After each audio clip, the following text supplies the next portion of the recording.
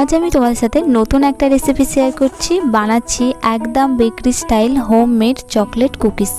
আর এই কুকিজগুলো বানাতে আমার 5টা উপকরণ লেগেছে। তার জন্য প্রথমে রুম টেম্পারেচারের বাটারটাকে এই হুইস্কারের সাহায্যে ভালোভাবে মিশিয়ে নেবো 1 মিনিটের মতো। আর এখানে আমি অ্যাড করছি পাউডার সুগার 1 কাপ, এটাকেও ভালোভাবে হুইস্ক করে নিচ্ছি। তারপরে দিয়ে দেবো 1 কাপ ময়দা, কোকোয়া পাউডার আর দিয়ে দিচ্ছিলাম বেকিং সোডা আর বেকিং পাউডার। তারপরে এটাকে হাত দিয়ে ভালোভাবে মেখে নেব। এইবারে আমি এখানে কুকিজ বানিয়ে নেবো। আর আমি এখানে একদম ছোট ছোট কুকিজ বানিয়েছি, তোমরা তোমাদের পছন্দের মতো সাইজ দিতে পারো।